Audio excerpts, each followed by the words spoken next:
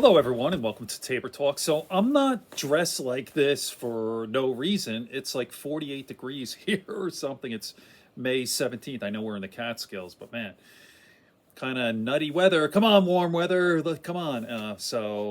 Anyway, I was kind of laughing, talking to my wife, like at my background here. You know, we have a log cabin. I live in the Catskills. That's kind of like a right wingy thing lately. You see like Tucker Carlson's background and like Jordan Peterson and Matt Walsh and I think Steven Crowder. All those right wingers have like this wood stuff, like wood pile in the back. I guess it's supposed to be masculine, right? And like a flannel shirt. So I don't know. Do I fit into that kind of thing? It's kind of funny. I think it's hilarious. I started this before they were doing it, right? I don't know. Kind of silly. Anyway, just to follow up on the video I did right after the Trump town hall, and guess what? It backfired, right? So I did a video, 3.3 million views, which was good for CNN. Still not as good as, say, like a Joe Rogan podcast, who I think averages about 11 million per episode, so 4 times that. But anyway, for cable, was very good. And obviously, we all know the backlash. Chris Lick, the CEO of CNN, got a lot of shit. Anderson Cooper did a video. I talked about that a little bit, you know, apologizing for having this guy on. But hey, he is the front runner. Do you want to live in a silo? There you go. Blah, blah, blah, blah, blah. But here's the thing. Unfortunately, it backfired. Here's another mention. If people don't know the PBD podcast, Patrick Bet David, he's like a right-wing guy. He's a right-wing scam artist, really. He's a multi-level marketing guy. He's got a lot of cash, but his businesses are, you know, the pyramid schemes, multi-level marketing, and he's got like 4.6 million subscribers, which I can't believe. Try watching that PBD podcast. It's not like he's a bad guy.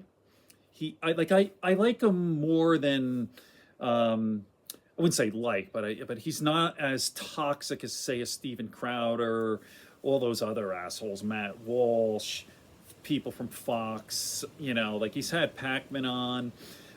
Who else is Sam Cedar from the Majority Report. So, and I guess he's kind of okay, but he's not the brightest guy in the world, not the sharpest tool in the shed.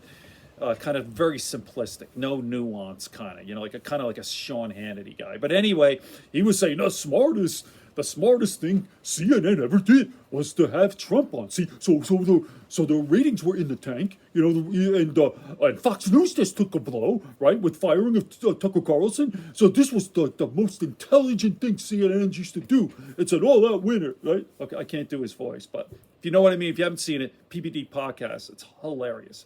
So CNN ratings hit record low. Like they're averaging like 300,000. I think they're number 4 or number 5. I'm going to play a clip, by the way.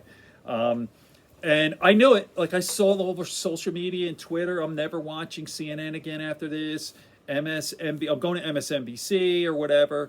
So listen, man, Chris Licht, you fucked up, man. You fucked up. All right. Let me play a little bit of this, and of course, as I always do, I'll put the link here in the comment section. But just a little bit of this, Kyle Kulinski. By the way, one of my favorite guys. All on YouTube, favorite pundit. He's awesome. Like Kulinski, David Pacman. I like Sam Cedar. Obviously, the Young Turks. And Shangugar is my guy. He is so funny and brilliant.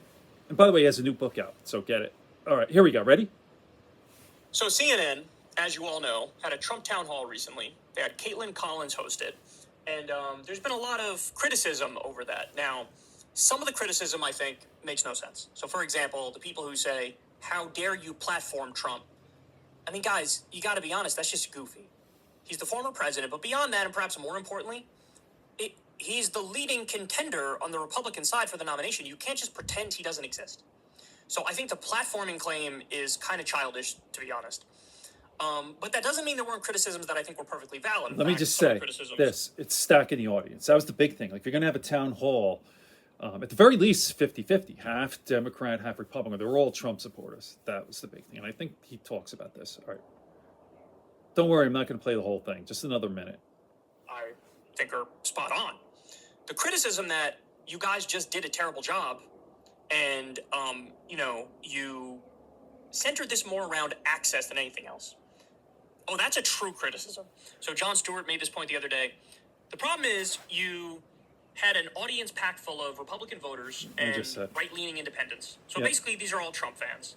And so you rigged the deck to make it seem like, the crowd's totally with him and the people are totally with him. That's not an accurate reflection of the country, right? I should have had an audience in there that was politically diverse. But beyond that, Caitlin Collins she has the charisma of watching paint dry. She's human ambient. You want to sleep the second she opens her mouth. I think she's being a little tough there. She makes up for her lack of charisma with incredibly poignant arguments or political. She tried. I don't know. She doesn't. She's not ready for prime time. She's just not. Let me just pause this. So I actually did a video on people who would have been very good. Like I thought, like Jake Tapper would be better. But who did I say? Oh yeah, Jon Stewart definitely. What's that guy? Mehdi Assad. He would have been pretty good. Rachel Maddow would have been awesome. Anyway, let me continue on. But again, they structured this thing to basically cave to all of Trump's demands. That's the problem. Is you hosted him and it was done in a very negligent way. Well, guess what? There are apparently consequences for that. CNN's Trump town hall spectacularly backfires as in the wake of the controversial town hall attended by former President Donald Trump last week. CNN's primetime viewership figures have continued to drop, falling below those of right-wing channel Newsmax on Friday. Oh my god. CNN is now losing to Newsmax. Wow. This third-rate garbage channel. Oh, that's so embarrassing. That is the single most embarrassing thing I've ever heard in my entire life. Yeah. How do you lose to Newsmax? They say the town hall itself on May 10th attracted more than 3 million viewers. However, just 2 days later, CNN had an average total of 335,000 viewers between 8 p.m. and 11 p.m. Okay. I'll put the rest of it. There's like a couple minutes left. So there you go. I'm really glad that it backfired. So what have I been watching lately? I really don't watch a whole lot of cable news, mostly internet, podcasts, YouTube, all that. But if I do have it on, a little bit of CNN, some MSNBC. So that's usually what I do. So, and if I see some crazy shit from the right, like Fox News, I usually get it off the internet. Like Fox News is some wacky shit, Newsmax, whatever. So, all right, there you go. Hey, the Yankees, they look so good. Won the first 2 games of the 4-game series. All the Judge controversy, all of that. If you're interested in my other channel, Yankee Talk. I get into every single game, after every series, etc. Okay, good friends, good books, a sleepy conscience. Peace, love, and understanding here in Tabor Talk. Hope it warms up.